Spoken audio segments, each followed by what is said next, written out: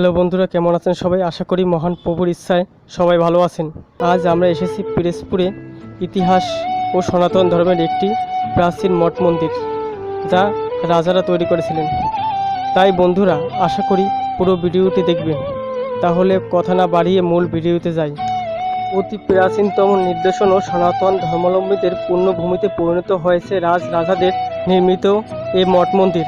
এখানে আছে অনেক উচ্চতা সম্পন্ন অনেক মঠ মন্দির, যা আজও কিছুটা ধ্বংসপ্রাপ্ত হয়েছে।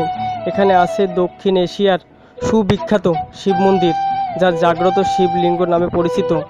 প্রতি বছর শিব চতুর্দশীতে লাখো লাখো ভক্ত আসে মনোবাঞ্ছা পূরণে শিবের মাথায় জল ঢালতে। চতুর্দশী উপলক্ষে বসে বিরাট মেলা।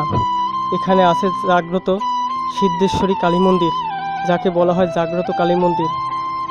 হয়তো এই মঠ মন্দির আজ ধ্বংস হয়ে যেত, কিন্তু সনাতন ধর্মীয় একটি সম্প্রদায় কৃষ্ণ ভাবনামৃত সংঘ, যা ইসকন নামে পৃথিবী বিখ্যাত, সুনাম অর্জন করেছেন। 2010 সালে ইসকনের একটি শাখা এখানে আসে এবং প্রশাসনের কাছ থেকে জায়গাটি গ্রহণ করে প্রতিষ্ঠা করে রাধাকৃষ্ণ মন্দির। প্রতি বছর তাদের আয়োজনে বিরাট রথযাত্রা উপলক্ষে ভক্ত সমবেত হয় লাখো লাখো। জন্মাষ্টমী, রাধাষ্টমী, অন্নকূট, বিভিন্ন ধর্মীয় এখানে সনাতন ধর্মের বিভিন্ন অনুষ্ঠান আয়োজন করা হয়।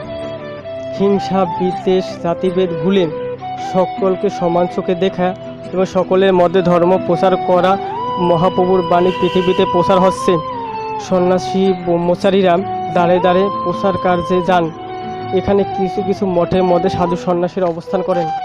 সারাদিন মহান প্রভুর নাম গুণগানে মেতে থাকেন এবং ধ্যানে মগ্ন থাকেন।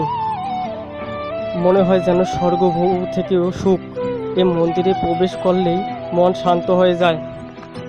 মাথা উঁচু করা ছোট বড় অনেক ছিদ্রে খোরলে আছে পাখির বাস। প্রায় 1000-এরও বেশি টিয়া, শালিক, পেঁচা ইত্যাদি বাস করে। এখানে আছে পদ্মপুকুর, প্রসাদ গ্রহণ কক্ষ, একটি ধর্মীয় স্টল যেখানে পাওয়া যায় বিভিন্ন ধর্মীয় জিনিস। এই মঠ মন্দিরকে বলা হয় নীরব সুখের পুণ্যভূমি বা স্বর্গভূমি। এই মঠের কয়েকটি সংস্কার কাজ সম্পন্ন হয়েছে, বাকিগুলো এখনও সম্পন্ন হয়নি। এখানে আছে অতি পুরাতন একটি পলাশ বৃক্ষ এবং বিভিন্ন নিদর্শনের জিনিস। স্থানীয় মাধ্যম থেকে জানা যায় এই মঠ মন্দিরের নিচে গুপ্তধন আছে এবং গুপ্তকক্ষে তা ভুরি ভুরি অজস্র রয়েছে। মন্দিরের নিচে মাটির নিচে রয়েছে 7টি ড্যাগ। এই ড্যাগে আছে অসংখ্য ধনরত্ন, হীরা, মণিমুক্তা, স্বর্ণমোহর, রৌপ্য মুদ্রা এবং বিভিন্ন দামিও পাথর। অদৃশ্য কোনো শক্তি নাকি এদের পাহারা দেয়, তাই কেউ তা নিতে পারে না। পৃথিবীর বিভিন্ন দেশ থেকে আসে অনেক ভক্ত এই ধর্মীয় স্থান একবার দর্শন করার আশায়।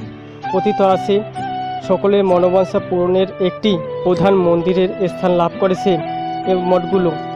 ইতিহাস, ঐতিহ্য, সংস্কৃতি ও ধর্মের চরম শিখরের প্রমাণ দেয়। আজও ইতিহাসের সাক্ষী এই মঠ স্তম্ভগুলো যেন মাথা উঁচু করে আকাশ ছুঁতে চায়। তাই বন্ধুরা, বিশেষ অনুরোধ রইল, একবার হলেও ঘুরে আসবেন পিরোজপুরের পুলিশ লাইন রায়েরকাঠি মঠ মন্দির। ধন্যবাদ সবাইকে।